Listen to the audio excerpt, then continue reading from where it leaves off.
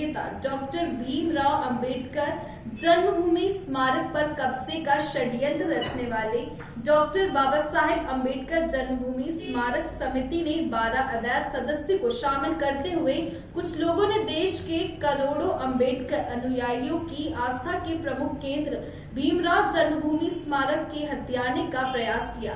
ये आरोप doctor Baba Saheb Ambedkar memorial society के वरिष्ठ सदस्य द्वारा लगाया जाए। सभी का आरोप है कि प्रशासन द्वारा कराया जाए चुनाव को डॉक्टर बाबा साहेब अंबेडकर स्मारक समिति के बाद आज वह नियमों के विपरीत है।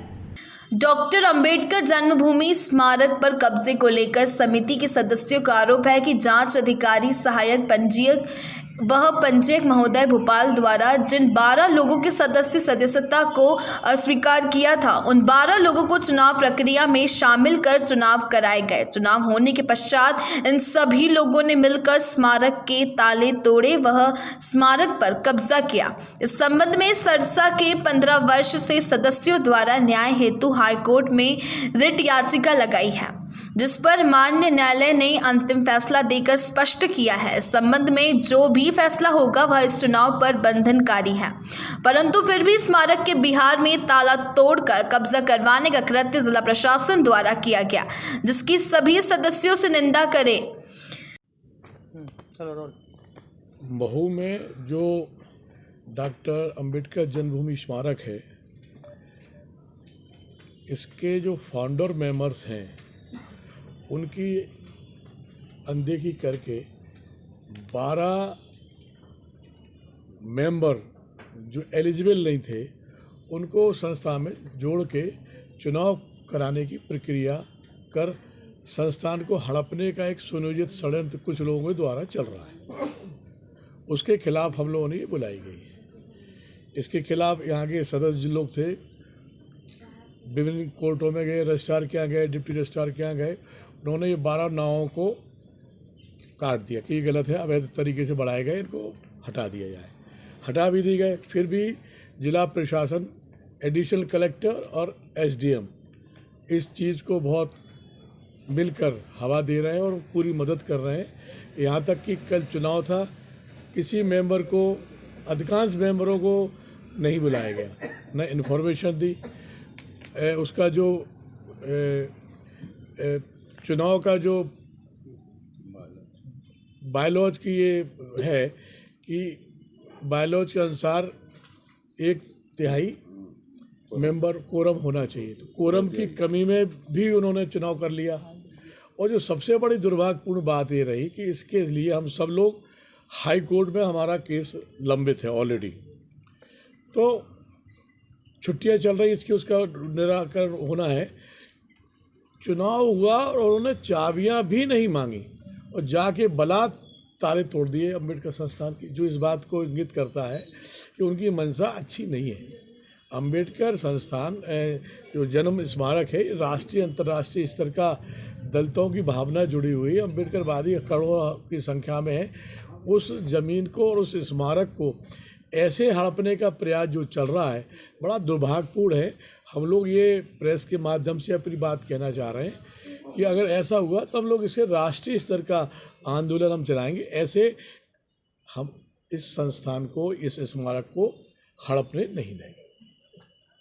ये हम लोगों की बात। देखिए, किसी भी संस्था के अंदर, हम पूरे भारत में जो भी सामाजिक संस्थाएं हैं, एनजीओस हैं, हमारे फाउंडर मेंबर बैठे हुए हैं यहाँ पर। किसी भी सामाजिक संस्था के अंदर जो रेगुलर मेंबर्स होते हैं, सदस्य होते हैं, उन्हीं को ही किसी भी चुनावी प्रक्रिया के अंदर भाग लेने दिया जाता है। जो लोग रेगुलर नहीं है, पंजीयक की जांच हुई, पंजीयक के जांच के अंदर सारे सदस्यों को अवैध पाया गया। संस्था को भी ये दिखाया गया कि भाई संस्था नियम से नहीं चली, इस कारण इस संस्था पे हम इसकी शासकीय निकाय भंग करते हैं और इस पर 1 साल के लिए प्रशासक की नियुक्ति की जाती है। हमें ये मालूम पड़ा, क्योंकि हमें सूचना नहीं थी। जब हमें सोशल मीडिया के माध्यम से पता चला कि इसमें कुछ 12 सदस्य अपने आप को सदस्य कहला रहे हैं, तो हमने 1 मई 2019 को एक शिकायत पत्र यहाँ पर पंजीयक कार्यालय में दिया। उसके बाद में जांच हुई। जांच में ये पाया गया कि उनको सदस्य नहीं माना जा सकता। मुख्य पंजीयक की एक रिपोर्ट आई, उसमें उन्होंने कहा कि हम इनको सदस्य नहीं मान सकते हैं। और हम ये संस्था की शासकीय निकाय को भंग कर यहाँ पर प्रशासक की नियुक्ति करते हैं। हमारे संस्था के बायलॉज के अंदर ये साफ साफ लिखा है कि अगर कोई पंजीयक हमारी संस्था की जांच करेगा, अगर वो अपना निर्णय देता है तो सभी लोगों को उसको मान्य करना पड़ेगा। हमारे संस्था के संविधान में ये कतई नहीं लिखा है कि उसमें शासन हस्तक्षेप करेगा और शासन उसमें सदस्यों की नियुक्ति करेगा। जब मुख्य पंजीयक का निर्णय हमने मान्य कर लिया और शासन से हमने मांग की कि 2018 के आधार पर संस्था के चुनाव करवा दिए जाए। हमारी किसी से तो हमारी शिकायत नहीं थी, किसी से दुश्मनी नहीं थी। हमारा सिर्फ तर्क ये था कि ये संविधान निर्माता की जन्मभूमि है, इसको संविधान सम्मत नियमों के आधार पर ये चलना चाहिए, ये हमारी मांग थी। हमारे सामने जो मीटिंग हुई उस मीटिंग के अंदर 12 सदस्यों को कभी लिया नहीं गया। 10/3/2019 का उल्लेख जो किया गया उस बैठक के अंदर कोई निर्वाचन नहीं हुआ। 12 सदस्य उसमें इन्वॉल्व हुए थे, जिसमें से 9 सदस्यों ने उसमें बहिष्कार कर दिया। बहिष्कार करने के बाद में पंजीयक ने अपना फैसला दिया, हमने उसको स्वीकार किया और मांग की कि 2018 के आधार पर इस संस्था के चुनाव करवाकर इसको बहाल करवा दीजिए। लेकिन अचानक हमें ये मालूम पड़ता है, हमारा पक्ष जाने बगैर शासन ने 12 लोगों को बहाल कर 7 तारीख को एक मतदाता सूची का प्रकाशन हुआ और उसमें हम चकित रह गए कि उसमें 12 जो हमारी संस्था के मेंबर नहीं है उन लोगों के भी नाम थे। हमने माननीय उच्च न्यायालय में शरण ली और माननीय उच्च न्यायालय ने हमें आशा है कि वहाँ से हमें न्याय मिलेगा। लेकिन जो चुनावी प्रक्रिया जिला अपर कलेक्टर महोदय जो प्रशासक हैं उनके द्वारा जो चलाई गई वो हमारे संविधान के जो बायलॉज है उसके नियमों के विपरीत है। ये पूरा घटनाक्रम हुआ। कल की जो उन्होंने चुनाव जो घोषित किया था, हमारे 15 मेंबरों ने उस चुनाव का बहिष्कार किया गया है और हमारे जो बायलॉज है उसके अधिनियम जो हैं उसके अनुरूप उनका जो कोरम है 2/3 वो कल पूरा नहीं होता। हमने उस चीज़ का बहिष्कार करा है और आशा हम ये कर रहे हैं कि बाबा साहब अम्बेडकर जन्मभूमि मध्य प्रदेश के प्रत्येक समाज के करोड़ों लोगों के खून पसीने की कमाई से मध्य प्रदेश शासन द्वारा बाबा साहब के सम्मान में वो स्मारक बना है। वो किसी भी पार्टी का नहीं है, ये पूरे मध्य प्रदेश की जनता का है और हमारा सौभाग्य है कि बाबा साहब अम्बेडकर मध्य प्रदेश में जन्मे।